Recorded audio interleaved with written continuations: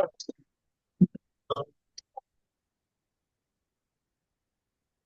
You have your ID. No, I don't. It's in the bag upstairs. Do I need to go? No? I'm not sure. No.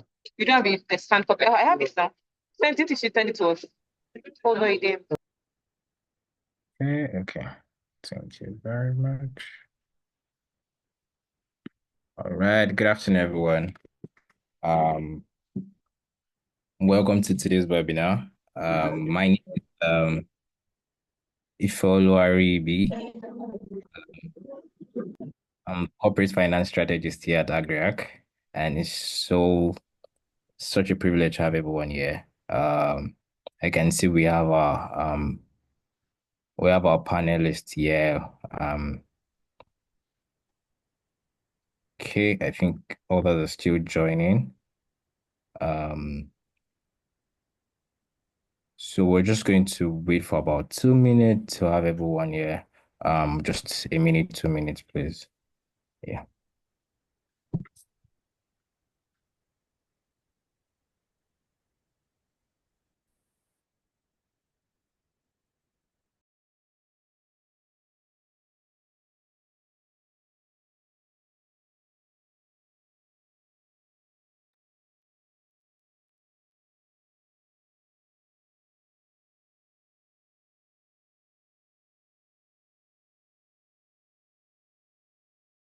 Right. Thanks for joining in, guys. I can see people are joining in. We'll start in a minute.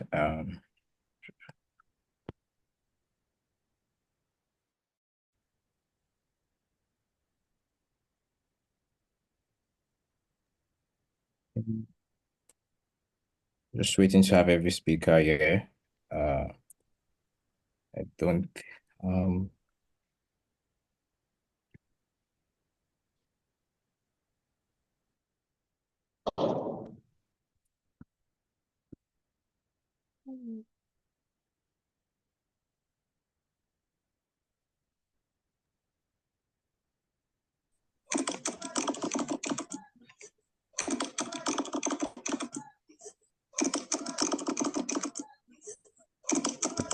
I can tell you, can you mute your mic?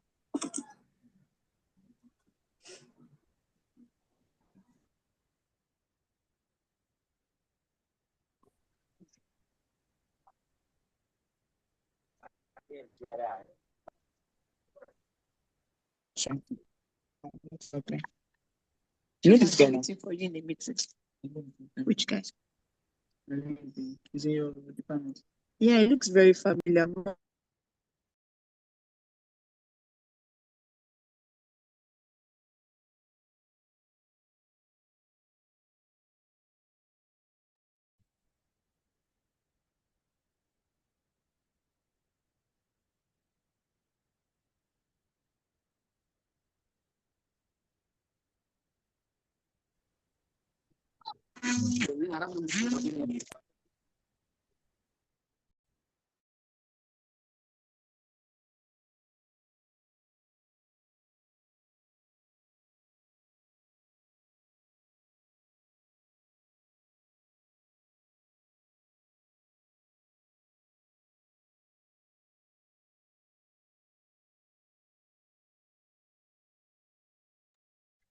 Okay. Hi everyone, good afternoon.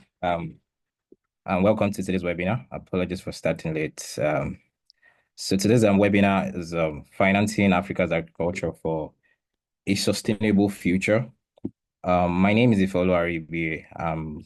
Such an honor to be the moderator here, and we have amazing. We're going to be having an amazing conversation. I'm sure everyone here is very interested in the agricultural business, and today we're discussing about agriculture and not just the past, or we're discussing about the future. Agriculture space is a very interesting space which I've stepped into within a short while and fell in love with it, and actually seeing how it is a pivotal sector for the economy. Today we're going to be talking about money. But beyond the money, we're also going to be talking about systems and innovation, and collaboration needed to fund agriculture, the future of agriculture in Nigeria and in Africa. Um, we have amazing panels with amazing experience, well-diverse experience in banking and finance, and and commodity markets, right? So through this session, we're going to be discussing like challenges, solutions, innovative financing models, policy, strategies, and impact, right? Um, so let's get started. Um, I don't know if anyone can hear me. Okay. All right. So we have our speakers here. We have Miss we have Oluwadara Adekunle, we have Dennis Nwaje, um, and we have Yemisi Iwasomi here. Mr. Dennis is a banking professional with background in agricultural finance. He currently serves um, as the regional agribusiness coordinator for Abuja and the North at the FCMB currently. We're privileged to also have Yemisi Wasomi, who is also a seasoned professional with over 17 years of experience in finance and agribusiness. She's currently a credit analyst, who she oversees credit risk management, reporting, and portfolio monitoring across project at Sile Capital. Um, we have Oluwadara Adekunle also, who is also an entrepreneur and also a development professional with over a decade of experience. She's currently the founder of Farm Ties Capital Limited and also an investment firm supporting agricultural SMEs with capital, market access, and tailored financial solutions. Trust me, it's going to be an amazing sessions, and I'm looking forward to their responses. I have quite a number of questions, and I am sure you also have like quite a number of questions, and they will be actually answering those questions today. So I don't know if Mrs. Yamisi is on the call. Uh, maybe can you confirm if Mrs. Yamisi is on the call? Hi, I'm on the call, but I don't know why my name is showing Mary up there, I believe. Okay, I Mary, please adjust that, please. No, let me rename myself. So, All right. Okay. good afternoon, everyone. It's a pleasure to be here. Thanks for it's an amazing. Thanks for having me. It's a pleasure. Thank you very much. We also have Mrs. Oluwadara Adekunle on the call, and Mr. Dennis also on the call. All right. So I think I'll just start with a question, which is I think this is to Mr. Dennis. Um, what are the biggest barriers or farmers and agribusiness in Africa that we're currently facing, and we're trying in terms of trying to access financing, and how can we break those barrier in terms of financing? What are the major barriers we currently have in financing? Um, I don't know if Mr. Dennis can hear me. Yes, I can hear you. Good afternoon, Ifeoluwa. Good afternoon, sir.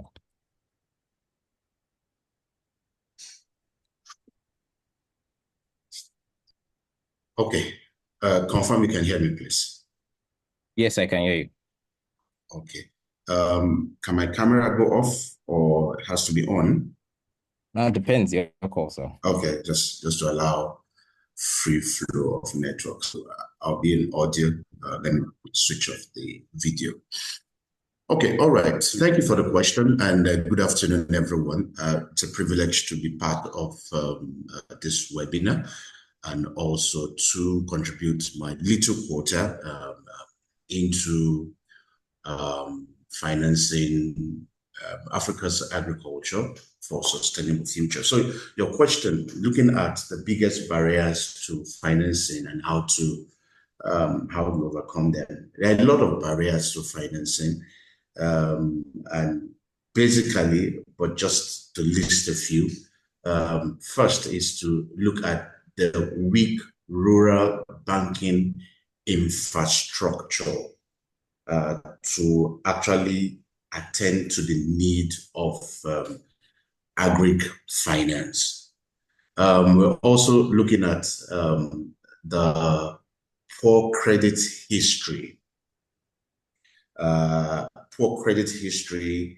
and also inadequate financial literacy, or let me caption it, lack of investment readiness on the part of the farmers.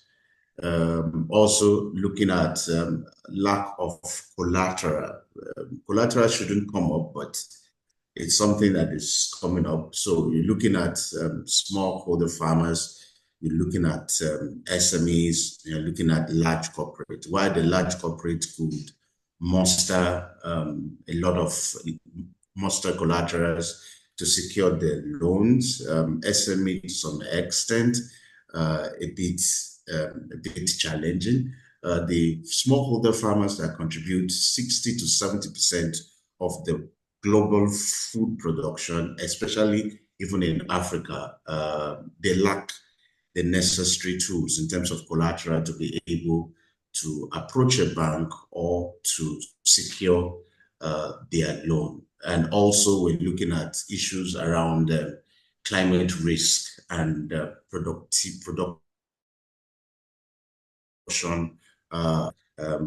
not to exhaust all, but just to throw more light into the issues that have been raised. So I first started with the weak banking structure. Suffice to say that it's important that we have a banking structure that is able to attend to the needs of farmers across the board. So when I mean farmers, I mean smallholder farmers, I mean SMEs, and I mean medium to large corporate farmers. So it is not the way the system is designed. It is not all the banks that can meet with all these categories of farmers. So there's a need for a system where the bank are stratified based on the needs of the farmers.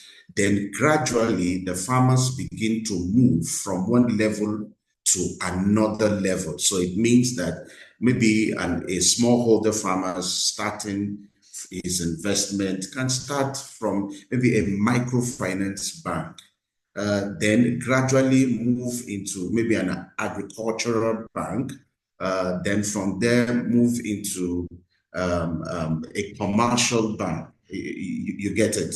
So, but most of the time, because these structures are not in place, they end up just like a child that is supposed to start from a nursery school. Sorry, I'll be a little bit granular. Starting from nursery or pre-kindergarten, and you direct that child and you push the child to start from university level. You are killing the child. You understand why? Because it needs to take through the process of development. The farmers need to be developed through different stages. They move from smallholder to an SME to medium corporate to large corporate, and before you know it, they'll be able to meet up requirements that is required by either a commercial bank, a developmental bank, and what have you. But so that is the major challenge. So you have a smallholder farmers, because the banks also are not structured, they cannot meet the needs of these smallholder farmers, talk less of, so their focus will just only be on the large corporate. That's one.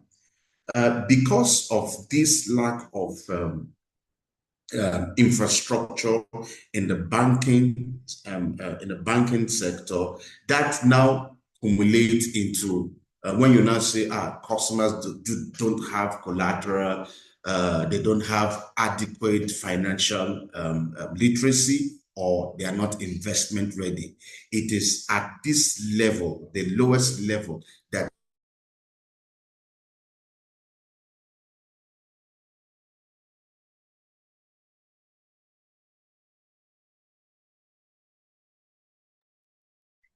Hi, Mr. Dennis.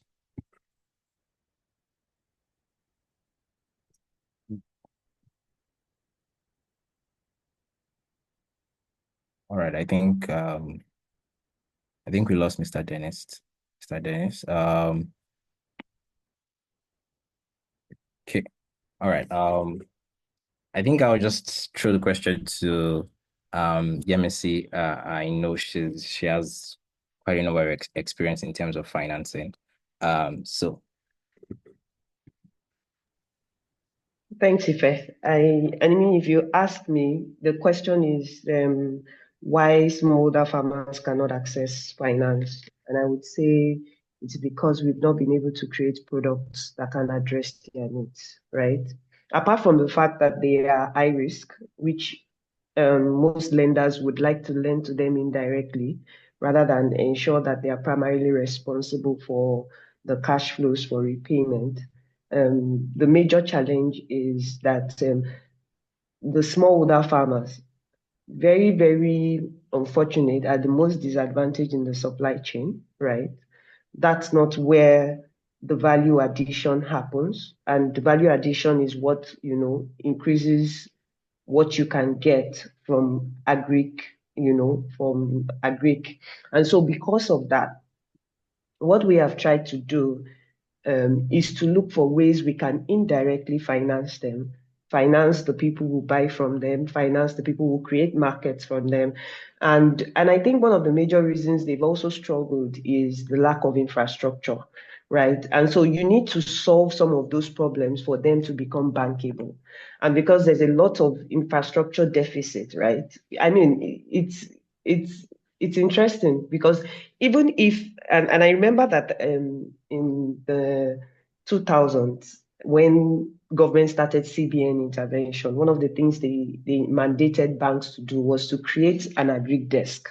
That an agri desk will solve this problem of financing and make it easier for companies to get financing and farmers to get financing.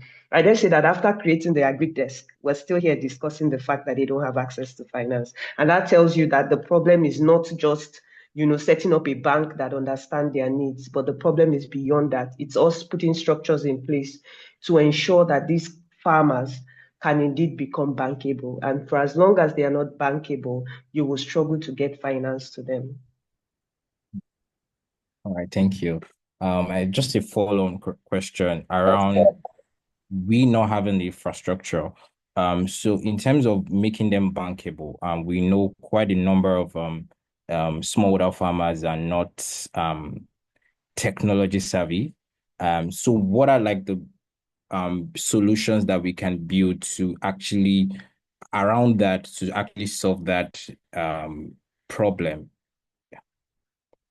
Yeah, I mean, one of the things that I've been fortunate to see across Africa, because it's smallholder, and one of the things you would notice is that what some of the agri-techs, right, are bringing to the space to engage these farmers, have them use phones, have them use some for a little bit of technology, because we also know that one of the major problems that we have in that space is the fact that the farmers are not knowledgeable. And you would think that, and that they don't have the exposure to be able to use the tools, right? People have tried to use technology to solve this problem and they faced issues because you need the users to have the level of knowledge that would have the impact that you're trying to drive. That being said, I do not think that it's a lost cause in Africa because we've seen people people invest so much in training, right? One of the things that we do is the technical assistance. And now what do we do with the technical assistance? Apart from lending to our processors and aggregators and people who work with these farmers, we also finance we finance projects that support these smallholder farmers, that could help with training, that could help with even providing technology to support what they're trying to do to support these guys in terms of knowledge, exposing the farmers to greater technology. I mean, I've seen people use USSD, as simple as it is, to solve some of these problems, to try to bring these farmers on board, to expose them to markets, But then I think the key thing that we need to do is, even in that line, we should think of not just creating a software that solves our problems, but a software that solves the problems of the farmers. So that means listening more to the farmers, getting down to their level to understand what the problem really is before developing solutions for them. I think we all assume that we know what the problems of farmers are.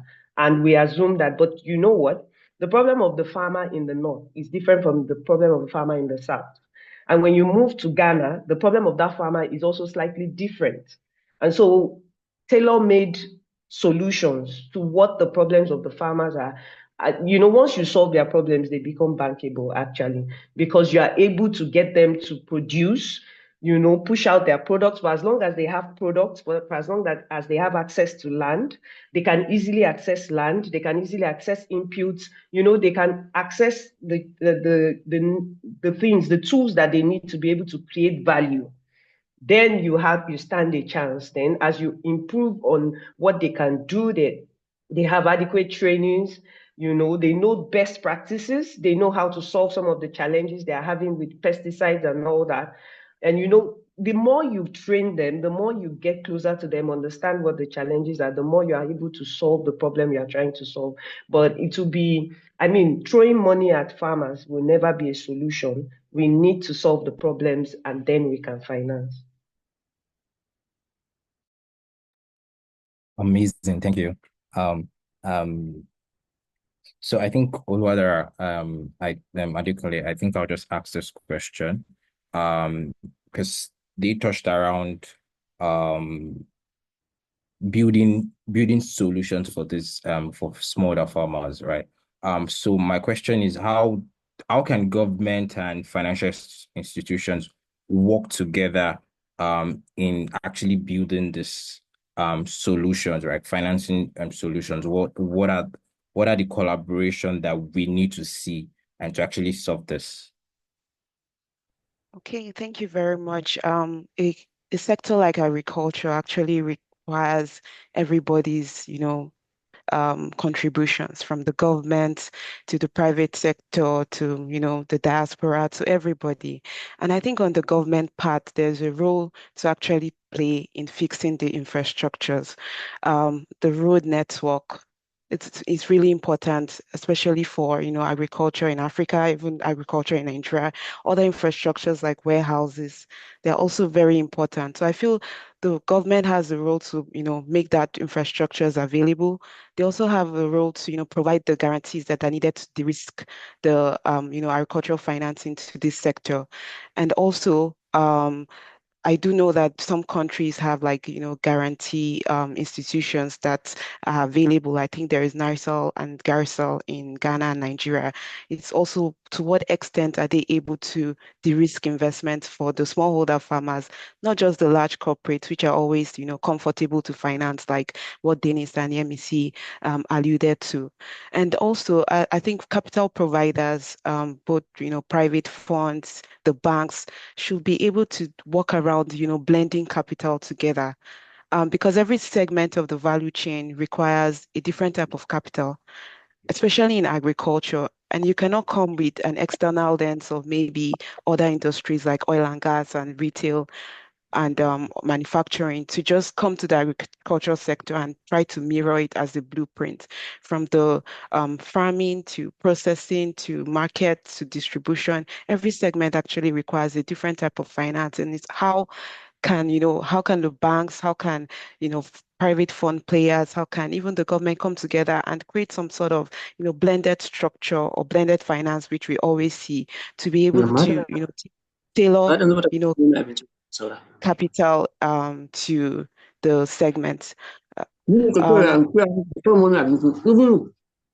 So there's someone's mic that is unmuted. Jafaru, your mic is unmuted. Hi, Mary. Can you mute Jafar? Answer another. Mary, please mute Jafar. I don't think you can hear. Okay. All right. Okay. Hey, Okay, apologies. yes. Oh, no worries. So I did mention like the blended structures, and I think something that would really be interesting to see is more blended structures happening at the local level. So at the country level, can we see financing where the bank, the government, the private funds are all involved and creating, unique solutions to, solve the needs of the value chain in agriculture. I also think, just like Yemisi mentioned, the reason why we are having this conversation in 2025 is because there's just a mismatch of what is available and what is needed. The right money is not getting to the people that we need it to get to, and that's why we're beginning to see even like the sector players like the ag techs and even some small manufacturing companies begin to take the initiatives to say, okay, I'll make a warehouse. I'll create a platform. I'll try to pull capital in from different resources and I'll try to bundle them up and deploy them to the farmers in an innovative way. And that's a lot of work for actually an ag tech to do, right? But when they decide to take on that role to fill the gap, then where are the opportunities, where are the blended finance structures that can go into these, innovations to continue to drive capital to where it is needed? So that, yeah, the bank itself, even if it's available, even if they are available, they can actually solve every need because there's a billion-dollar gap to be filled in financing agriculture in Africa. But then these innovative structures are existing to be able to also, channel capital. So it's like everyone's responsibility. I always like to encourage, let's look at the business model and let's really look at how we want to create the impact we want to see, but even also the return and the value. I do appreciate that Africa has a smallholder, farming that is large, but I always ask myself, when are we going to grow from a landholding size of zero point 0.5 hectares to 5 hectares at least to be able to do that economics of scale? Because you agree with me, we cannot lift people out of poverty from farming zero point 0.5 hectares. And if that's the reality, then how can we also like leverage collaboration, cooperativeness, like the cooperative model, or even just, innovative ways to, I've seen this work even in Nigeria, where it's just a large, land that is apportioned to smallholder farmers, but all clustered in a single location with a single support provided to them to be able to maximize their yield and return. And these are like some of the, ideas around. I believe we would all take actions from it as players in the space. Thank you. Thanks for that. I think you mentioned blended finance. So I think I'll just ask a further question around that how currently what's like the best way to actually structure? I wouldn't say best way, but how should blended finance be structured for that it actually gets to smallholder farmers? Because majorly um blended finance, I'll say majorly the guys that are probably like getting more of that are maybe more large agribusinesses, right? How about the guys like down the pyramid? How do they have access to that? What is the best structure for them to actually have access to those kind of finance? Yeah. That's a very interesting question. The people that are accessing the finance currently, just like Dennis mentioned, it's like it's easy to finance, they're bigger, they have the structure. But then you want blended finance to work for small, holder farmers, which is actually the goal of blended finance. Because blended finance de-risk the investment. Blended finance makes, availability for first loss in the structure depending on how it's designed. Uh, but then again, it's also who are the receiver or who is receiving the blended capital, and it boils down to them. The act sometimes we see that the ag techs like Agriarche could actually be beneficiaries of blended finance, which they then deploy to the the smallholder farmers. And the reason why that even exists is so that that risk that the smallholder farmer already presents is kind of mitigated through a blended structure. So one thing I encourage, or one thing I would like to see more, is that we need more, agtechs not trying to be like a Silicon Valley agtech, but an agtech suited, an African Valley agtech or African suited businesses that develop models that really, get to the needs of the people we want to serve. And and in that way, when we get blended finance, capital, we can be able to structure it in a much more sustainable way that it meets the needs of the businesses. And I'll give an example. Ideally, we see blended capital going to like the large corporates. We also see it going to banks, and we also see it going to microfinance institutions. And sometimes we see blended finance going directly to, medium-sized, SMEs. But it's a question to all of us here as well. If you have tried collecting money from microfinance or the banks, you probably ask yourself, am I really getting access to concessional financing? So does this capital really meet my need, or is it just going to make my business shut down? And one thing I feel is a solution is that the main players who can be, structured, either farmers put into together as a cooperative or SMEs and agtech players, if they can, come together and structure what sustainability means to them, also structure what return on investment would look like, and also structure what, mitigating the risk would look like into their core operations, it actually puts them in a position to be able to access this blended finance capital. Because if we actually look at why blended finance is designed, just like I mentioned earlier, it's actually designed to serve the needs of, that last mile.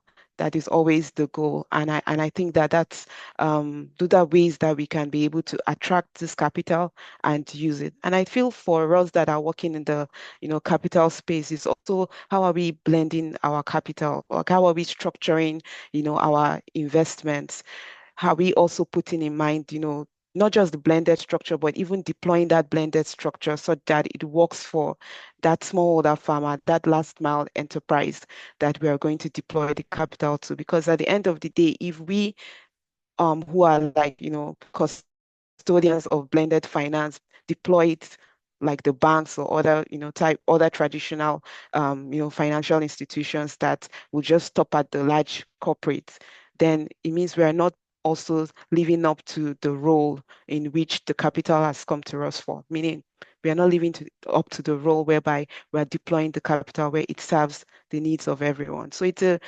responsibility for even those who has the capital now and those who will get in the future, and also the players to position and align properly to maximize the main blended capital.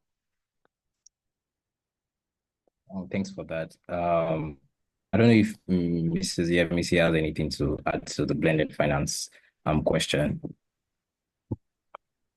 I mean, for blended finance to work, and you see me go back. I will always go back to the entrepreneur, go back to the farmer. I mean, the major de-risk that can happen in the agri sector is to have entrepreneurs and farmers that have a lot of integrity, that would be willing to take the money, invest it as agreed, and you can see the returns because the money is going into that venture, right? Because whatever you call the money, whether it is a loan, whether it is a grant, whether it's technical assistance, what you are trying to make happen is create value. And so it goes back to, and so when I read the risk, credit guarantees, you go to NISA, they also want to be sure that the person they're dealing with is going to actually execute. So that's the risk that we all face. Whether you're a venture capitalist, you're an angel investor, you want that business to grow. You want the farmers to continue to have market. You want to be able to reach that last person, right? Every point in time, and you want it to be sustainable. So I think the biggest thing that can happen to us as private capital providers is that we are able to identify and that we have a lot more in the bucket with integrity, and that's the entrepreneurs, the farmers themselves. And the more, we sometimes we do cooperative lending, right? You try to lend to them as a group. That's also part of trying to de-risk it. And what you do is you tie them to each other and you say, what, if one of you defaults, then nobody gets loans. Do you understand? And you keep doing all those things, but you find out that you are not able, you find yourselves, you're almost acting like the banks, right? Immediately you get burnt. You just start acting like the banks. But I think for us to be able to achieve this, there will be a lot of reorientation, and you cannot take away the fact that training has to be given a huge part of what you are trying to achieve. And how do you even pass it down? Another thing we're not talking about in Africa is that you enter the farms and you find old people there, and the young people are not there. And so where is sustainability? How do I finance? Where do I see the future of this? So there's so many factors you need to consider before you start putting money into a business venture or into a transaction that is supposed to support smallholder farmers. And I think there's a lot for government to do, sincerely. The bulk of it lies in how do we make agriculture attractive, even in secondary schools? Because we need to create the farmers that will continue these businesses, right? We need this product to continue to flow, and it will not flow if, for example, some of the old farmers I saw in Kenya battling with macadamia nuts are unable to pass it to the next generation.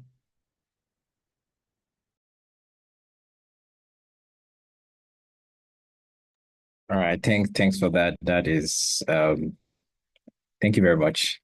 I don't know if Mr. Dennis is on the call. Uh, Yes, I'm back. My network is a bit challenged, so but let's see how we pull through. Guessed your name is Mirabe. Changing from one plot to the other. Okay. Okay. I think I'll just ask you a question around the financing side, which you mentioned. Farmers are meant to go to like an MFP, and so my question is, what are the solutions from the commercial bank? What are like the solutions currently available? Maybe programs currently available for smallholders, like for guys that can't get for maybe MFP, or they can't get from major financiers like a VC and stuff like that. What are like the current solutions that are or programs that you currently have for in terms of financing? So if I get your question right, you are asking for the people that couldn't access conventional financing model. So what other options do they have? That's the question. Yes. Okay, fine. I've heard what everybody said. So basically, first I must say that the financing model or the funds available with the banks are not actually patient capital. They are, let me use that word, they are funds that returns must be given within a financial year. So it is very difficult for you to finance, to push such funds to smallholder farmers to some extent. So that's where you now have some companies like likes of MasterCard coming up with their CSR and seeing how they could create release impact fund to some of the banks that qualify, so that they can create impact with smallholder farmers. So basically, the model works perfectly under that platform. So it gives access to the smallholder farmers that couldn't access financing from the traditional banks, cannot meet up with the collateral requirement, cannot meet up with the structure, cannot meet up with the finances, financials, cannot meet up with all the risk mitigants and what have you. So an aggregator model works perfectly for that platform. It means that somebody, an aggregator, is already assuming, taking off that burden from the smallholder farmers. So they don't have access to funds, but they have access to input, have access to materials, have access to farm mechanization. At the end of the day, they are able to produce, and after the production, the aggregator takes it up, and the loans are repaid on their behalf. A beautiful example is presently Babangona is one in that category, Prop to Cash, another one in that category. So these guys are able to provide leverage for the smallholder farmers to have access to financing indirectly. So that's a model that is perfectly working now. But it's the challenge there is in terms of the cost of fund. So if the cost of fund is, you saw recently last week where CBN maintained CRR about 27.5%. So it means that MPR, yes, MPR 27.5%. It means that the cost of fund from the commercial bank cannot be less than 27.5%. So, and a farmer assessing at high interest rate is a challenge. So you need funding from patient capital off the banking system to be able to interject in this access. We also have likes of NEDF that just started too. But the funding that is needed to be able to meet these categories of farmers are not funding you can find within the financial sector in Nigeria. So you need some funding to come in so that farmers can have access to fund at a very low interest rate. So basically, one, an aggregator model, and those aggregator model, two, the cost of funding must also be extremely low to make the business viable for all parties involved. I hope I'm able to answer your question. Yes, you did. Thank you. Thanks for that. I think just a follow-on question to, I think to Mrs. Dara. In terms of investment readiness, I know there have been conversations around being investment ready. So, as a smallholder farmer or maybe an ag tech early stage, what does investment readiness? What should they be looking at that early stage for a smallholder farmer or maybe an ag tech that's building a solution around that? What is investment readiness for them?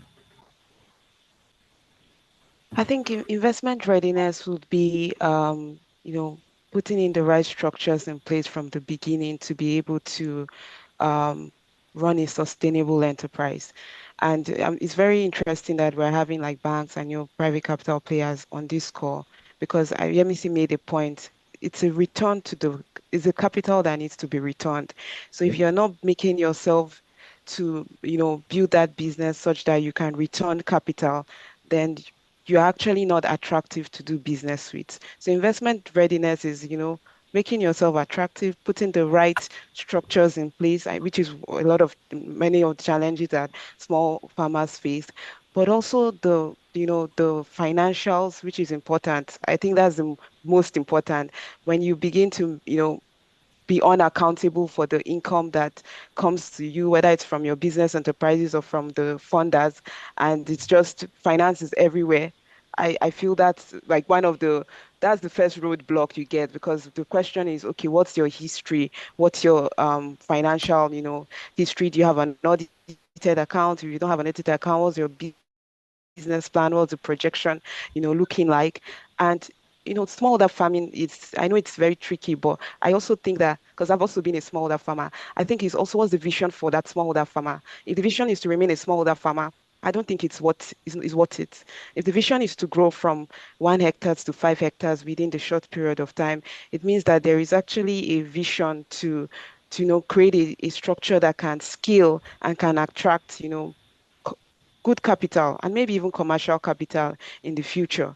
Because you may be very surprised that maybe towards the end of the value chain, like maybe manufacturing and export, you probably see them still coming to take, the very high banking, interest rate to do business. And then it kind of now obviously trickles down to all the operations. But it's the structure they're able to create. And and I feel that's a question that a lot of businesses need to ask because when you are starting a business, really, how are you making money? How are you generating revenue? What are all your costs? What are the associated costs?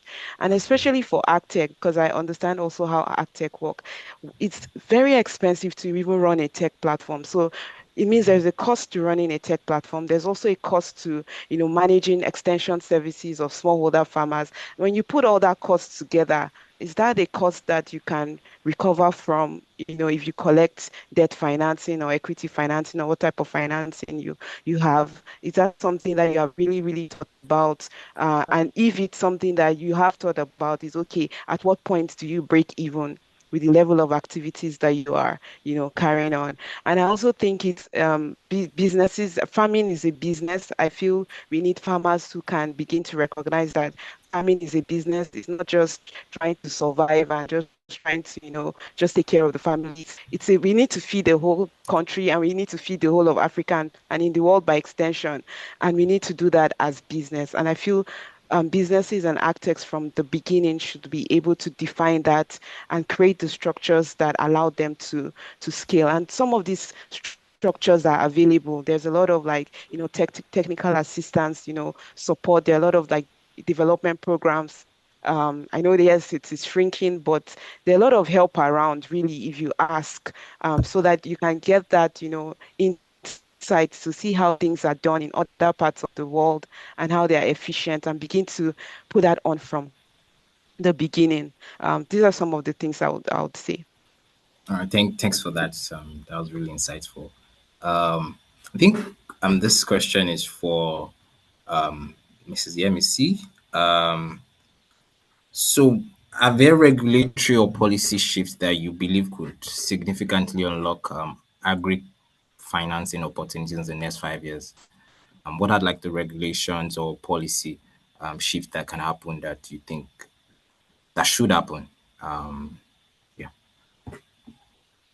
I mean, one of the first ones I would actually, if I had the opportunity to be at the National Assembly and I know that they will listen to me, one of the first ones I would want to push is help me identify every farmer. Help me with an identification system that ensures that if I say I'm dealing with Farmer Tope, it is indeed Farmer Tope. And if Farmer Tope says she has 50 hectares of land, it is true that she has 50 hectares of land. If she plants 4, 5 crops, it is indeed true that she's planting 4, 5 crops. And then that is a very key. I mean, if we get that right, we are moving towards ensuring that we can unlock capital, right? Because you can't say that if you're talking to somebody in America and you say you are raising funds to finance 1,000 smallholder farmers, you can provide evidence that they exist. You can map, they can use the GPS to say, yes, these guys are where they say they are, and what they say they are doing is happening, right? And you have a structured database that helps, you pick that information easily and they can trust it, right? Because some of the issues that you face as someone raising funds outside is the fact that the integrity of the data that you're even bringing to them. So how can we get we need policy in that area so that we can have standard, and we've seen how BVN and NIN has changed banking in Nigeria and has, brought confidence even to banks, and you see a lot of fintechs, being able to lend to people because you can actually trace where this person is. You can. So how do we do that for farmers also, right? And ensure that we can do that. I mean, if any of them would say, I just want to listen to you, this is the first thing I would ask for. And then when you are able to do that, then you can solve some of their other problems. Another thing I would be excited about to get them to do is how do we make sure that farmers have where to take their products to? How do we eradicate post-harvest losses? How do we ensure that you have enough warehouses? And you just don't have enough warehouses. You have them in the appropriate infrastructure such that if I am growing tomatoes, my fresh Hausa tomatoes can be available all year round because of the kind of cold chain, warehousing available for that. How do we solve the real problems so that we can start, before you know it, you'll find my tomatoes in Ghana, solving problems there. AFTA can work for us, right? Because everything we need to be able to push this product out there are there. And, another thing I would drive for is how do we reorientate our farmers and the people of Nigeria? I mean, Oluwadara said something about a farmer seeing farming as business. How do we get people to see that it is important that when the business starts off, you understand what you need to do with CAC, you understand what you need to do with FIRS? How do we get these agencies to come together to make our lives a lot easier, such that if I'm registering a business day one, I can see the checklist across and I'm getting support, not that the government is trying to rip me off. And I think there's a lot that we can discuss around policies and what we need to do. But I think we need to deal with the basics first, and then we can unlock capital. Amazing, amazing. Thank you very much for that. I think I'll ask other speakers to actually share their comment or input on that. I know you said quite a lot. Mr. Dennis, I don't know if you have anything to that.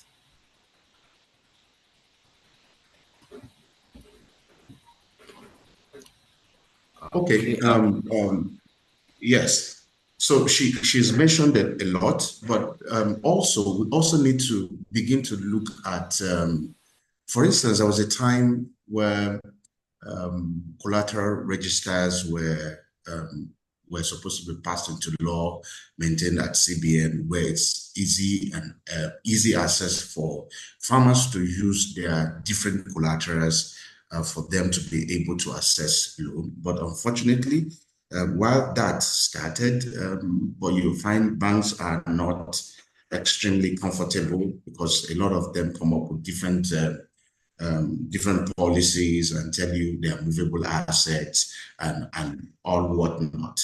So it's good that there are some laws that are to be made and regulated. So if they are highly regulated, then there is a need for policy shift in that direction. For instance, what stops we having a good warehousing receipt arrangement in Nigeria and part of the banking policy? You understand? So it's easy for a farmer to take his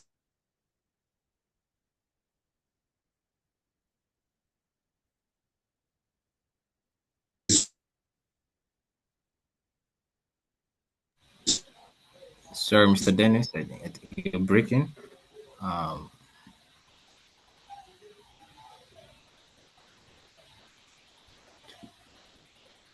okay. I'm Mr. Dennis. I don't know if can anyone hear him? I think is it my network? Yes, we can hear you. I can hear you. Oh, okay, thanks. All right. I think it's his network. Mr. Dennis, you're breaking. We can't hear you. Okay. All right. Mrs. Dara, I think you can just share your own comment around that. Yeah, I think I agree with the points raised, and on policy end, we actually need to, legalize some of these policies. We have wonderful policies, it's just that they are not being implemented. And I know in my previous work, I had the privilege of working on some of those policies, and I remember the collateral one. It really meant that you could use your bicycle to access loans, as simple as that. But if we have such a wonderful policy, with I think Nigeria Collateral Registry and all of that, we should be able to see bank conveners and some of the banks using it. So I do think that some of these things that have been done need to be revisited and implemented.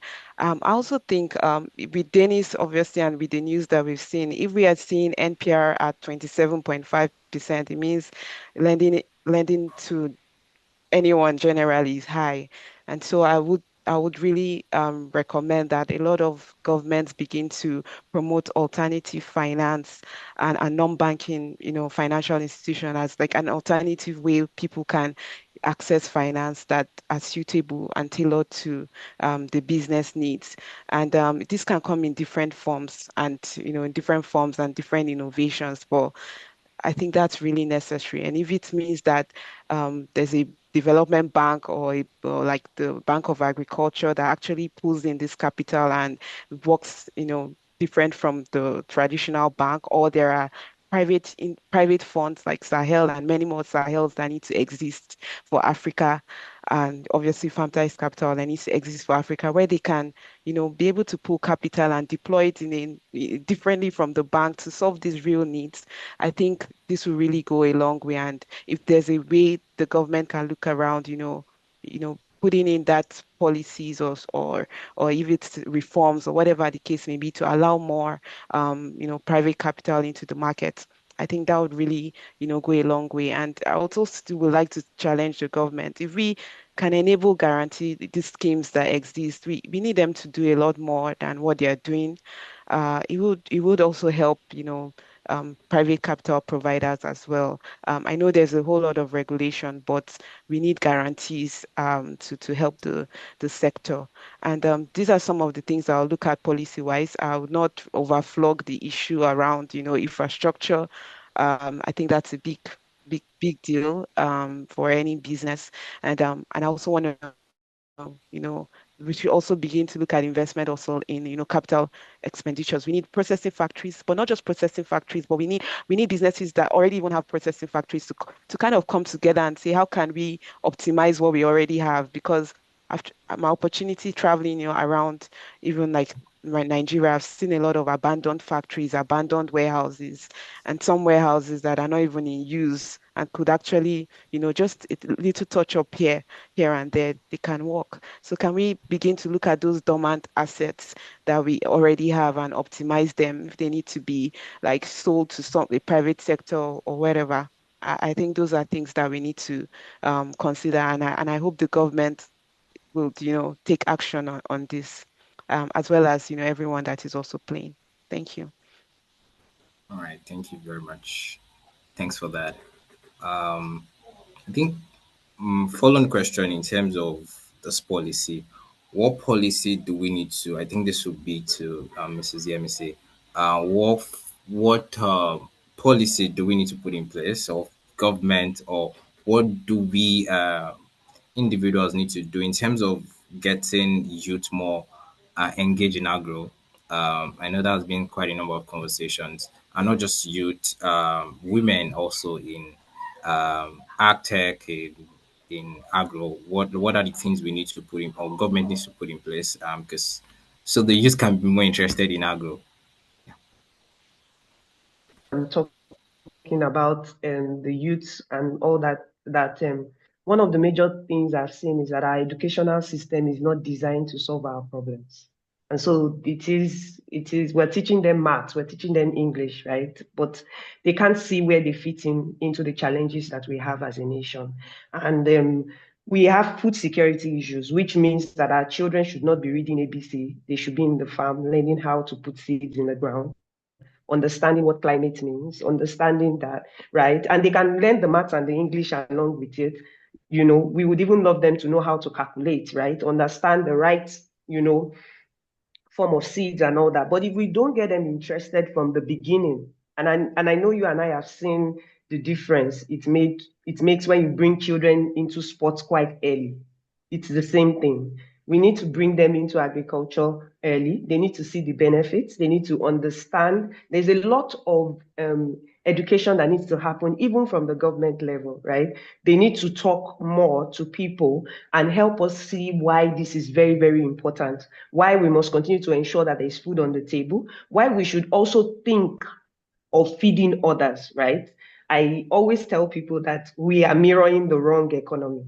We should be mirroring China. What China is doing with manufacturing, that's what we should be doing with agric, right? Every household should have somebody, because we all have land. And I can tell you, if you go back to your village, you have land there that has been abandoned. We've all abandoned the land, and we're all sitting in Lagos, and we're telling ourselves that, it was first of all the oil and gas. Now all of us want to be AI, right? Digital. Now we all want to be makeup artists, but we're forgetting that we all need food to continue to be that, right? So the big question is, how do we get back to that point whereby we are bringing in our children into agriculture quite early, and they're not coming into agriculture because of survival. They're coming in because it is a passion. And then if we're able to do that with ourselves, then we have a lot to sell, especially in Nigeria. You don't put anything in the ground in Nigeria and you don't see it grow.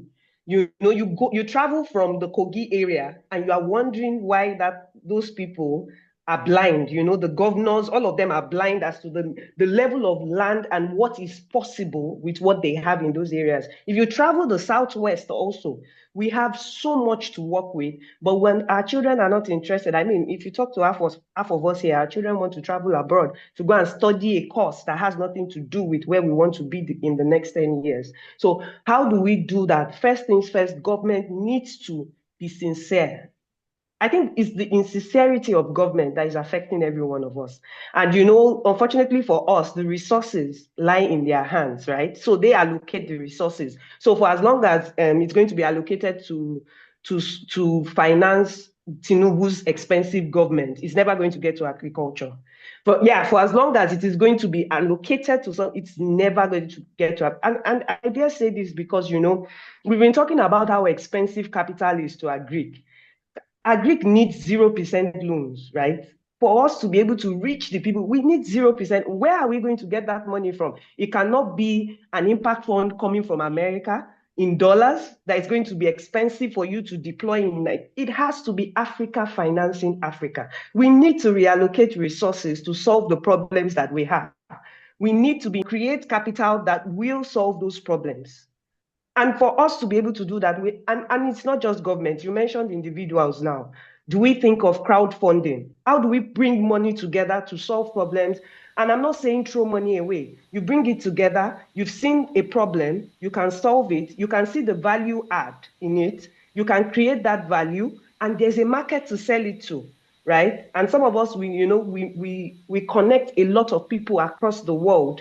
We have a lot of connections and we're not using it to do anything, right? And we can push products out there. I mean, today, coffee in Uganda is what they drink in Europe. And we have a lot of things that we can sell outside. I mean, I was talking to somebody in National Sugar Agency. I don't know if you've heard of that agency before, but I attended a program and I was talking to her and she said that we are still importing the raw material for sugar. And yet we have a lot of land that can produce sugarcane. So you see what intentionality can do for us. And I hope that the people who have the voices will continue to try to get through to where these monies are. We need to identify where the surplus is, and we need to move it to these deficits, because if we grow these industries, tomorrow we're going to be a very rich country, even without selling fuel. If we can feed Ghana, we'll be rich. If we can, yeah, and we can feed those people. So, and if we can do that, we cannot do that if we don't get our acts right. And that's one thing. Every time I see a business, every time I go on site, I visit a business that is working with smallholder farmers, we're thinking sustainability. How do we keep this business on so that it can continue to buy? For as long as they continue to buy from the farmer has a reason to continue to plant. And the farmer has a reason to say, you know what, my child, you also need to learn this thing because there's money here. So the work has to be done by us. We individuals have a part to play. The government has a part to play. And I dare say, if you look at what Dangote has done with the refinery, private sector should just take over agric and not wait for government. Yeah, thanks for that. That was really the truth. Someone said even the agriculture students in universities are actually never doing their internship in agriculture. or doing their they're actually not doing their during the 1 year break. They're probably somewhere else, maybe trying to get into tech, trying to get a role in tech. Thanks for that. All right, so I think my next question is so this will be to Mr. Dennis. What are like the long-term risks if Africa continues to underfinance its agricultural sector? I know we've mentioned a bit of this over the last couple of minutes, but so what's at stake for the continent's future if we don't do all these things?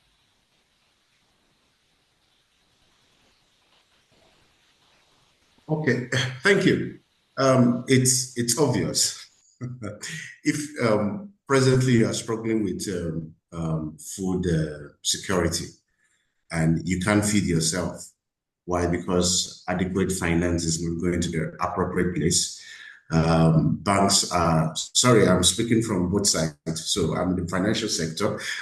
So there was a time CBN said they were supposed to do 5% of their profit after tax, so that those funding will be disbursed and go to agriculture. So up to today, I don't know that policy, those pronouncements. It's gone with the government. So lack of consistency in government policies. One says one thing, another comes and says no. Now they're importing brown rice, wanting to solve food issues. So exporting your job to another country. So at the end of the day, we'll be extremely import dependent. The people you are trying to take off to say you want to create job youth employment, automatically you are rendering them unemployed. And at the end of the day, statistics have it that agriculture takes more than 60 to 70% of labor from the job market. So we'll be import dependent. Then the youth are unemployed. Then there'll be increase in poverty and migration. So you'll be having people migrating from rural area to urban area. That's what you're experiencing in Lagos, experiencing in Abuja. Everybody believes since agriculture is not paying, let's come to the city. And so you have increase in crime, increase in a lot of social vices. So it's something we can't just sit down and imagine that funds are not going to agriculture, because it's going to affect in all the sectors everywhere. Imagine now you have recently I visited the factory, and what was the issue? They had stocks of processed rice, stocks on ground. And what's the issue? Nobody's coming to buy. The ones that are buying before, they can't, the ones that will pick up a truck can't even pick up half a truck. And this is happening. And meanwhile, somebody is very excited that they open the borders to bring in brown rice to polish and to sell to the market. And yes, the price of rice is 50,000 naira, 60,000 naira. Yes, it's good, but there is a need to balance this at the end of the day. I also have another customer in Jos that is into maize grits. He's not buying before. You have people buying maize and storing in warehouse where they use. But as of now, is pay as you go. So you just buy what it needs. Why? Because it can't determine what the price will be tomorrow. Maybe the price will fall. So it's something is critical that we need to push finance to the agri sector. But in pushing it, it's also critical that everyone, the government itself. Why? Because it's the government that creates the enabling environment for the private sector to thrive.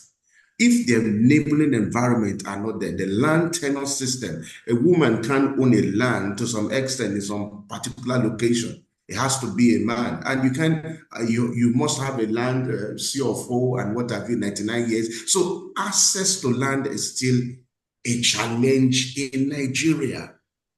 So recently, maybe this just by the way. So I saw a post of 1983 by 1983 1981 by Shagari, food for all, food security, power, constant power, accessible road, free education. This was a campaign in 1981. Please, this is 2025. Is that campaign still relevant? If I should ask that question. It's the same thing, same process, same thing. So it's a challenge that every stakeholder, even the ones in government, unfortunately, that you have persons now that are well learned, and when they get there, things change.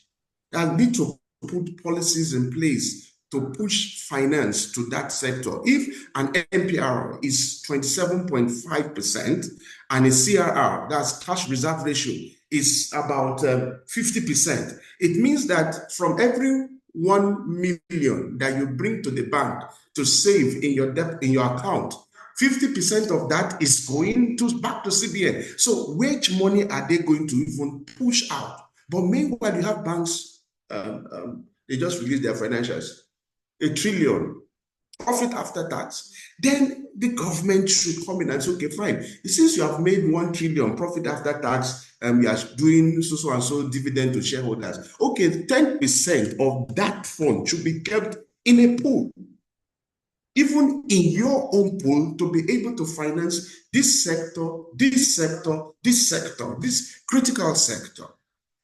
So it's beyond what my sister said. Police have a strong role in this whole arrangement. Why? Because Obasanjo came up with high quality flour injection in wheat flour to reduce importation of wheat. Where is that policy today? And a lot of persons went into that business, put up structures, went to the bank, borrowed money, put structures to be able to produce high quality cassava flour. Please tell me the state of those plants today. You see that? You see the impact of government? Then another time, the last administration, banned importation of so and so, and a lot of rice mills came up in Kanu across the country. Now go to those rice mills; they are all crying. Yes, there are systemic errors or systemic issues. All we need to do is sit down and review the whole thing and see how we can correct. It's not by importing your jobs to another country. Now another government comes in, yes, middlemen are the issue. How do we address middlemen? Let us bring in maize. So they brought in maize, brought in paddy, brought in everywhere. Yes, you crash the price. The price are crashed. But the people don't even have power to be able to buy. Yes, the price is 50,000 naira per bag. But how many people are buying? So these things are what we must look beyond. Finally, I'll end with this. There was a friend that we are having conversation from Japan and wanting to invest in Nigeria. The first question he was asking, or the first question he raised, is what will be the benefit of this, my investment in Nigeria, to my country, Japan? So we must begin to change our orientation, change our mindset, and that must begin to happen. So if the finance sector are highly regulated and the funding to this agri sector is key, then can we begin to harvest funding? Somebody said you can't get FX, a company from US, to come and bring impact funding to Nigeria. No, it's Africa funding Africa, Nigerians funding Nigeria. That must happen. Otherwise, the long-term effect It's the case of Venezuela, and we don't want to get there. Thank you. Thank you, sir. That was really insightful. So everyone can, if you have a question, please drop your question in the chat box. I know there are already some questions I will ask that. But regarding this question, I would like to hear Mrs. Yemisi and Mrs. Tara. Maybe Mrs. Yemi can go ahead and just if she has any comment or additional comment to the question. Okay, you mean the one on policy? Yes. Oh, I No, in think the one about what's like the long term risk. oh, If the Africa. long-term risk. Sorry, the long-term risk. I think Mr. Dennis has even, told us it's not even far-fetched. It means there's no food to eat. There won't be food to eat, right? It's not just that there won't be food to eat. We might not even get good quality food to eat, right? Because if we stop investing in agriculture, we also stop investing in the knowledge of agriculture, what we need to know to produce good tomatoes, what we need to know to produce good potatoes. And you and I know that the quality of food is very essential.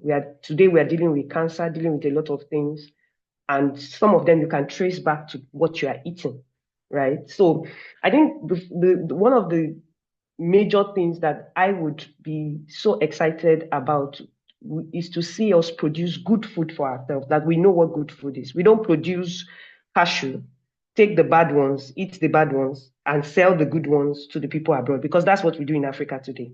We produce, we sort the fruits, send the good ones abroad, and then we eat what is not so good here, and we make a case for it. We are getting non-oil exports. We're increasing non-oil exports. But the reality is, if you are producing good food, the right quality food, you should be able to sell it to me here and also package it and sell it to those outside. And I think that's the risk, right? That we will continue to destroy our health. And before you know it, there's no food to eat, right? Because we are not investing, educating ourselves about agric, and we are not investing in understanding what we need to know about agric. And the sad truth is that we have the raw materials, we have everything we need here. All we need to do is build the human capital, which is the essential part of this. And I know Mr. Dennis said, what, you still need government. I do agree that you need government, but I'm also saying we've relied on government for how long now? We might need to start taking some things back, right? So that we can get it done. We'll get them to focus on policy, get them to create the policy. Maybe the implementation will move to us, because they've been drafting the policy. They've been trying to implement. They've never been able to implement. I mean, for instance, recently I was talking to someone and said, have you heard of the new law around warehouse receipts? That we have a law around warehouse receipts that ensures that warehouse receipts can be used as collateral. And I said, where are the warehouses? You need to have the warehouses for you to create warehousing receipts. So we might need to, so who can invest in those warehouses? Maybe the private sector. Maybe that's where we need to come in. We need to build warehouses so that there are warehouses, and then the warehousing receipts can work. So we need to understand what our roles are. I think when you say anybody can do anything, then we are all confused as to who is to do what. But when it's specific, what roles that we need to play and the role the government needs to play, I think we've put too much in the hands of the government. It's time to take some of it back, right? Invest in it, crowdfund some of these things. I mean, some of us are from villages whereby cocoa is coming out. All of us have moved to Lagos to become petroleum engineers. We still have the cocoa farms in our village. We can crowdfund from here, invest there. We have family members that can be there, right? We can let them understand why these things are important and build chains so that, it's very, very essential that we recognize our role, and not just because the government is not going to do everything for us. Thank you. Thank you. Thanks for that. I don't know if Mrs. Dara has anything to add. Yeah, I think they said well. Just the only thing will be maybe we can just imagine everyone is looking at Africa now, and obviously we always pride ourselves in being Nigerians. If we miss out on this, opportunity to be an industrialized, continent and, take over from China. We are missing on a very huge opportunity. And I feel that's something that we really need to pay attention to and drive investment into, that we begin to, produce and process and, just like Remisi said, we produce good food for ourselves, then we export the excess out and not the other way around.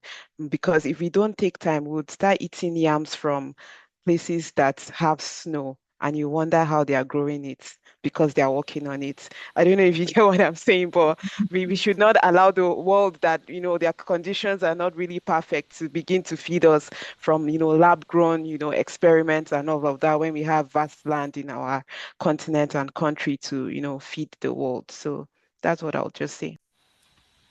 Amazing, amazing. Thank you. I don't think any of us want to see a yam form is snow. All right, I think so. My next question is, so we talked about uh I think the next question is around collaboration within African countries, right? We don't collaborate enough. There needs to be a certain cross-border collaboration. So my question is, how can African countries collaborate regional, regionally to harmonize agri financing policies and unlock cross-border investment? I think my question would be to Mrs. Dara. I don't know if you have any. That's a very interesting question. We all know the popular AFCTA that we are trying to, maximize the opportunity. What I have actually seen, and maybe this is a charge to young people on the call. We do know the challenges like financial institutions face in Nigeria, and it's almost similar to other parts of Africa. And if we're to come together to, break this, and create innovative ways around financing this sector, the young people were very innovative. We should bring that innovation into finance, and we have seen it in fintech. We can see it in agtech as well. So I'll just say, please, don't you don't need to take permission. Just fill in the gap. Say, I want to be able to support trade between Ghana and Ivory Coast and Nigeria. Step into the gap and get the required, licensing and infrastructures needed on that platform, technology platform, or whatever the case may be, and begin to leverage it because that's the only way around we can, create solutions. So I'm saying I'm speaking to the young people, tech savvy, AI savvy. How can we use AI to solve our cross-border problems? I have seen innovations and I've seen innovations around trade, and I would really like to see more innovations around that, driven by young people solving real issues around cross-border trade. And it's just fantastic to see the results that are happening from there. So I'll speak from that perspective, and allow the others to speak as well. Thank you. Yeah, thanks for that. All right, so tech around trade. Okay. Also, Mr. Dennis, any comment around this? Just to support what she said, the the young people. So let me say, don't let me say young people as if I'm not young. I'm part of the young people. We actually need to take this issue up on our own and not wait for engagement from government. See how I was with a client and he's in Nigeria. His business is in Zambia. He's doing stuff from Zambia and pushing it out to China, also in Nigeria. So we must begin to see how we could leverage on technology and begin to play in that aspect. Yes, there were some platforms after came up and payment issues. We must also begin to define how the payment structures will be. But it is that we must stand up and begin to act and begin to do and not limit ourselves to the microcosm of Nigeria or South or Southeast. Meanwhile, you're producing here in Nigeria, somebody needs it in South Africa, somebody needs it in Zimbabwe, or there's a product in Zimbabwe needs to get across to Egypt and what have you. we must leverage on technology. We must leverage on all the platforms we have to be able to harness this huge market. That's what I have to say. Thank you. Thank you. Thanks for that. Mrs. Yemi, say anything? I mean, I'm an advocate for Africa financing Africa. So I think in all aspects, we must collaborate, right? Private impact investors in Nigeria need to work with those in Ghana. We need to work with those in Kenya. We can, pool funds together to facilitate some of this trade, right?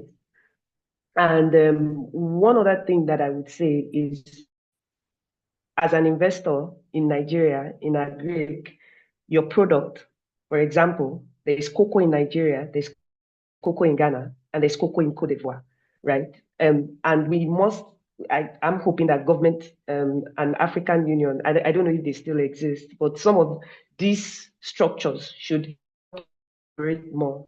I've seen some African countries say, you know what, we want you to come into our country. Let have easy access to visa. We need to be able to move around across Africa to be able to identify where we can actually collaborate and be able to push out more of our goods. Remember, I was in Ghana and somebody was telling me that they have hibiscus, but they just throw it away.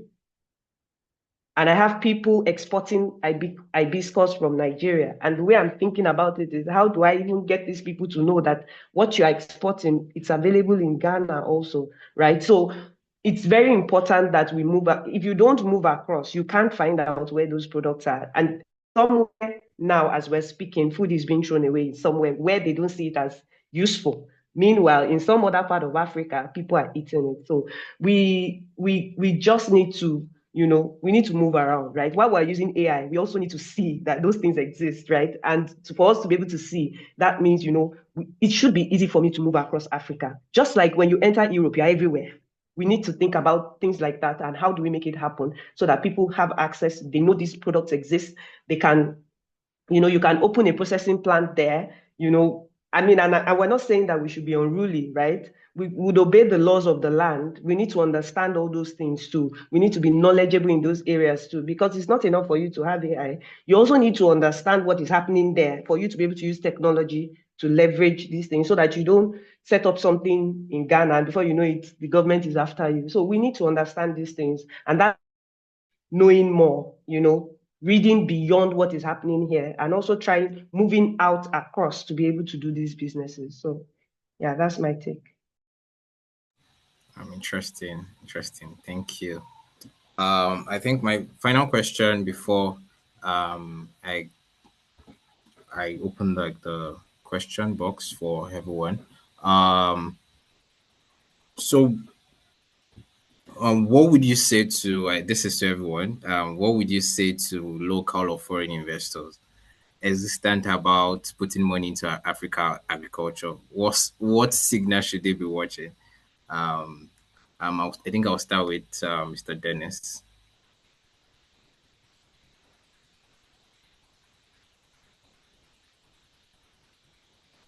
Okay, the question again.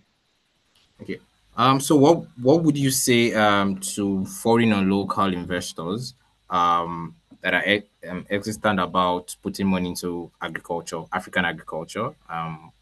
What signals should they be watching? Okay. To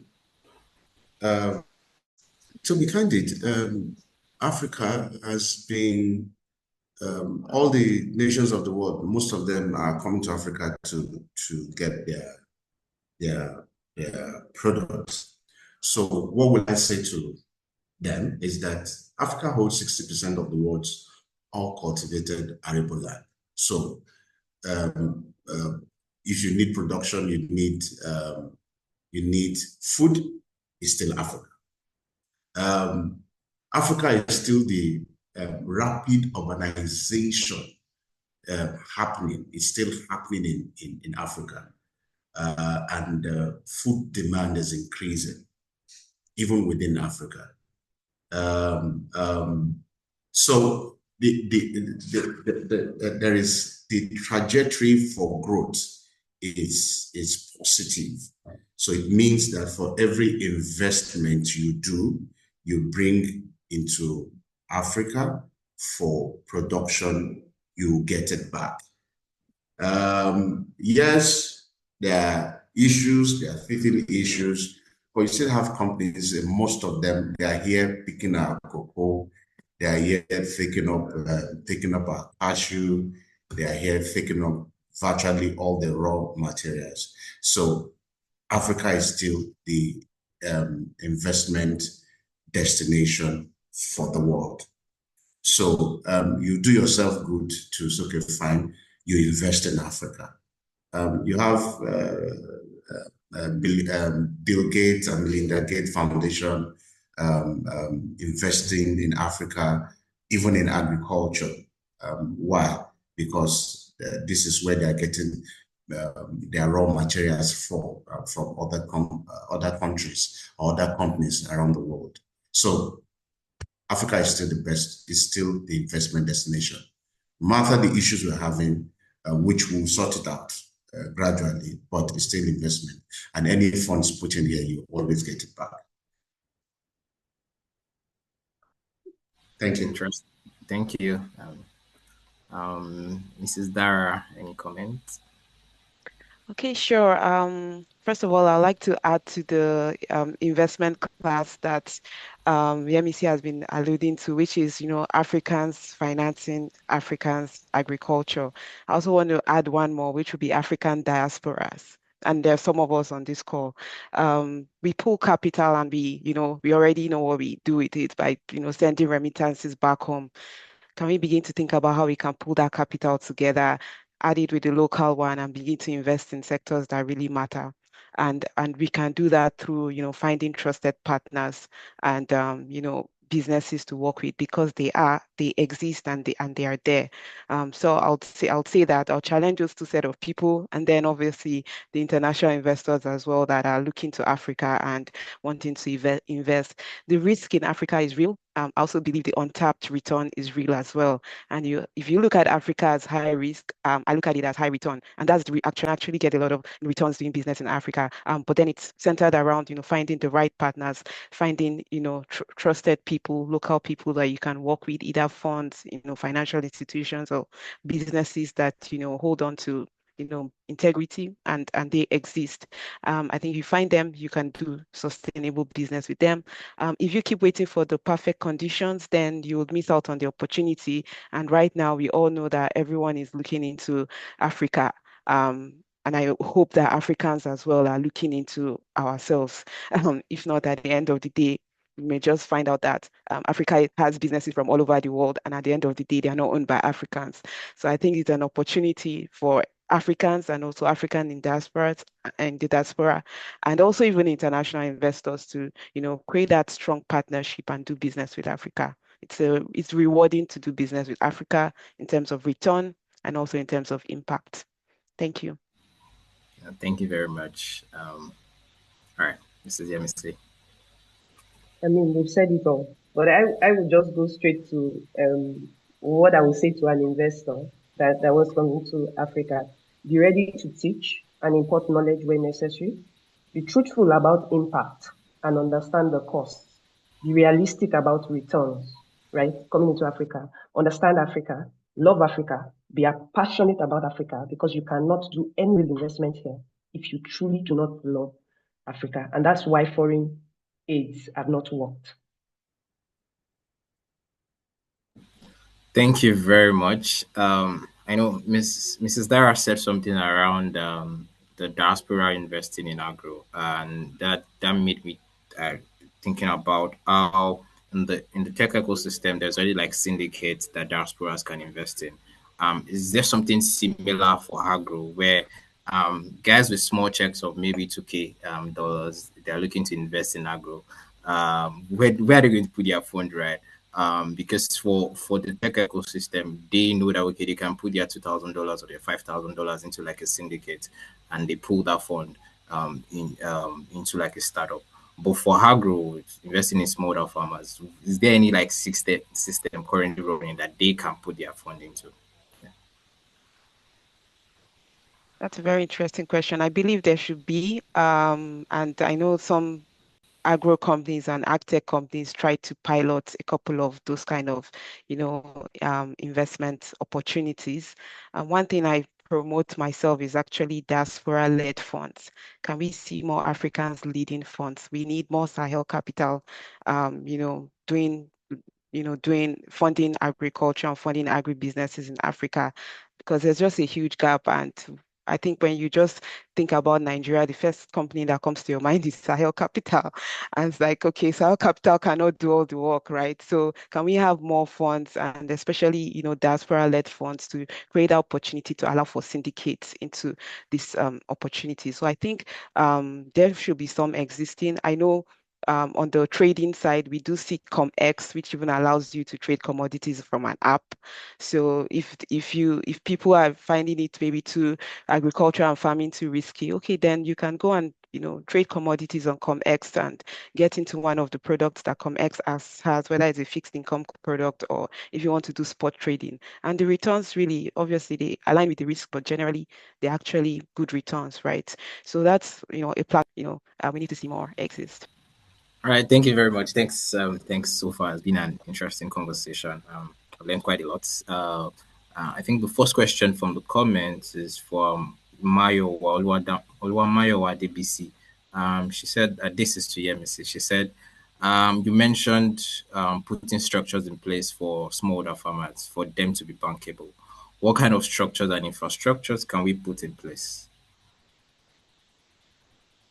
I mean, let me speak to what one of my customers is doing. Is based in the north and is built warehouses where they can bring their products to, and created a USSD technology that gives them the opportunity to know when their goods are required, right, and what volumes they can sell.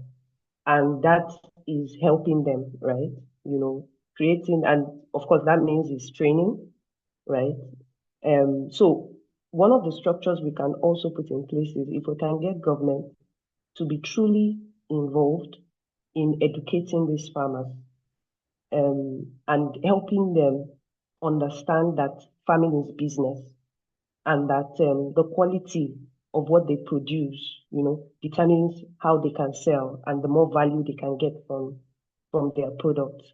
I think it starts with the farmer. If he's able to produce, if he's able to, have the knowledge. So a lot is built around him, which means extension officers, right, that support. The right kind of support would help us with these structures. And they just need to know, which means a lot of knowledge transfer, right? They need to understand why, if I am producing, if one plot gives me 4 metric tons of maize, and it is aflatoxin free, and it is of high quality, I can get so amount from it. They need to understand the business, the dynamics, and that would help them take it seriously as a business, not just because I got the farm from my father. So these things need to happen for them to see it as a business. And when they are able to get to that point, they will grow from 1 hectare to 5 hectares to 10 hectares. And even at some point, their cooperatives can come together to have processing plants. Because I've seen it in Ghana, where it all started as a cooperative. And now there's a company processing the cocoa and exporting it on their behalf. And today, that cooperative is worth billions of dollars. Why? Because the farmers remain dedicated. There's a succession planning. People are coming in, joining the cooperative, right? Having their cocoa trees. They understand what they need to know. So we just need to go back to creating that environment for the farmer to be an ideal farmer in this age and be prepared for the challenges ahead. Amazing. Thank you very much for that. Um, I think Mr. Femi Afolabi said the future of Nigerian agriculture depends not on how much money is thrown at it, but on how deliberate we build systems that unlock productivity, efficiency, and scale. I believe that is really profound. Better is I don't get the question. Um, I, I I don't understand the question you shared. So I would just say that if there's like maybe each speaker can just give like a 1 minute takeaway or action step for everyone on the call. People representing organizations, individuals that are looking to get into farming, into agribusiness. What is like a takeaway or an action step for them? I will start with Mr. Dennis.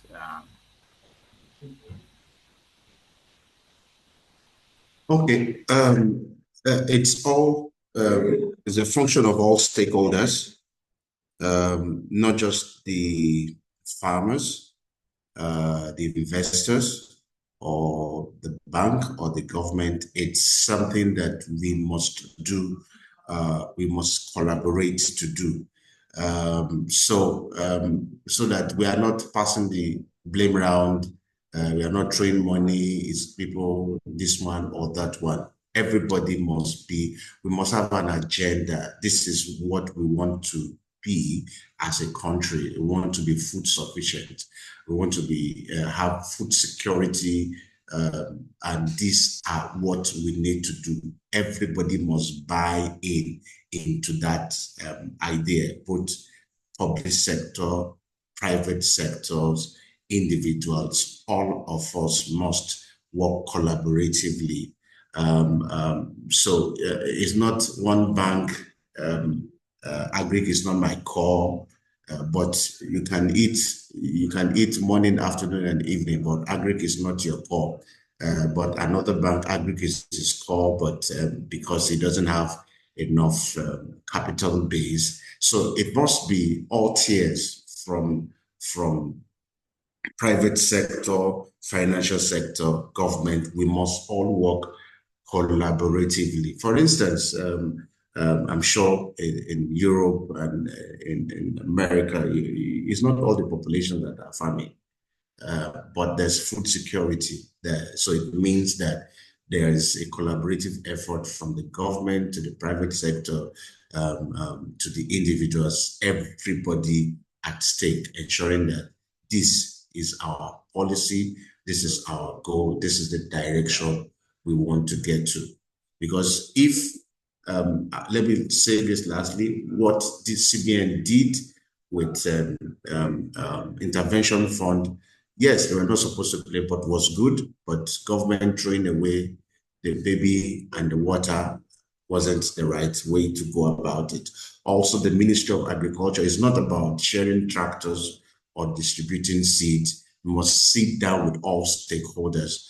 How do we collaborate and ensure that the right kind of funding, the right kind of persons get access to raw materials, get access to funding? The goal at the end of the day is to reduce poverty. The goal at the end of the day is to empower people. The goal at the end of the day is to have quality food at a good price for all. And as it is, the way we are in Nigeria, nobody should go hungry. But I will tell you that people are hungry. Personally, I run an NGO, and if you see people struggling to access basic food, small food, you will wonder, how are they surviving? Hunger is real in Nigeria. So it is important to put, let me use that word, to put away our tourism, put away English. Let's sit down and develop homegrown systems to solve this problem. We can't use the same method, what we have been doing since 1960. We are bringing it in 2025 and expect that things will improve. No. So if I'm in the banking sector and I happen to be in the government, or I'm in the government sector, I must have, what will I do to make Nigeria or to make Africa great? So I must have the nation, and the people at the back of my mind, not because I want to make profit from it, but because I want to affect people's life. And once we begin to have that orientation, even the person that is even a capitalist doing business, his mind is, I want to affect people's life. Everybody, even in affecting people's life, you also make money. So it's good that we all have a goal, we come together and we collaborate. That's my parting word. Thank you. Thank you very much. Mrs. Dara, anything? Yeah. Thank you very much. Yes, I also think we need to collaborate. And I think something that I've had the opportunity to do sometime is actually to also show what agriculture looks like in the Western world. In the Western world, farmers have a say. They are not poor people. And I believe that's where African agriculture should get to. Um, we should stop, that PR that African agriculture, gets as one woman carrying hoe and one very old person. We need to change it. And I feel it starts from there. And even starts from everyone on this call. If you're referring to a smallholder farmer in any of your publication and it's someone carrying hoe, that is what you're communicating, I feel that's a problem. And I feel there's that opportunity to share knowledge with. In the Western world, what does agriculture look like? Is it bland? Is it poor weather conditions? They also have it. So can we learn from how they, do their agriculture and do it to scale that it benefits everybody? I think where cooperative farming has worked, like Yemisi, mentioned, can we take some lessons learned and, apply it here? Because they have worked also in some African countries and they can also work in Nigeria. I know our problems are unique, but nevertheless, they can work, especially things around, community-led, church-led, faith-led. I think it will go a long way, especially when we begin to think about things from that angle. And I also think even on this call, if there's someone here that has a burning question to say, oh, I'm having a challenge, I want to export. I will actually work in the trade finance and exports, place where we want to see how we can increase the GDP of African countries by enabling export and also promoting value addition. If you are that kind of person on this call, and you need, either help, support, guidance, or connections, please reach out because right now it's a family thing, it's a family discussion. African agriculture is everybody's business right now. And please reach out to me. And I think our other colleagues on the call will be available to, give you that light or support you or connect you with networks here and there. I think it starts from here. And that's what I would say. Thank you. Thank you very much. Thanks for that. I think there's someone on the comment section, Shia Kinwale, that I think you should reach out to Mrs. Dara. Mrs. Yemisi, Yeah. I want to believe that we know what to do. And I always tell myself Africans are one of the most knowledgeable people you find everywhere in the world. They are everywhere solving problems, and we have the same genes, right? And we can solve the problems here. And so what I would say is, if there is something you need to do to solve some of these problems, please start now. Don't wait. However little. You don't just need money. We need willpower to push what we need to push. That's what we need. And also to say that one of the things we're also thinking around in Sahel is how do we prepare companies for the next level so that we can finance them. And in light, we have a T facility that will be going out very soon across Africa, 0% loans, very small loans between $40,000 to $60,000 that can make a difference in your business. If you are truthful, you are registered, you are paying taxes, you are doing things the way they should be done, then you can also contact us and talk to us. We are looking actively for companies that we can invest in. And what's the plan? When we are able to grow with them at that level of, then they'll be ready for commercial financing and they can flow into our impact fund. And from there, we can help them access more smallholder farmers. We strictly work with companies that are working directly with smallholder farmers or indirectly. We measure impact, and it would be lovely to work with somebody that is trying to do something here the right way and that we can grow together and get them to become commercial agri-processors or aggregators so that we can continue to push food security in Africa. Thank you. Thank you very much. Thanks everyone. Thanks, Mrs. Yemisi, a vice president at Sile Capital. Thanks, Mrs. Dara. Um, thanks, Mr. Dennis, for actually sharing your knowledge and experiences. Been an amazing 2 hours. I'm sorry for asking quite a number of questions. The webinar was organized by Agriarche, and for us also doing our part. In actually, like my boss Dana used to say, agriculture is a calling, and we're also doing our part to actually be part of that and making food accessible to everyone. Thanks for joining this. We have a webinar every month, so do have an amazing week. Thank you, everyone. Yeah, Thank you. bye. Thank you. Right. Bye.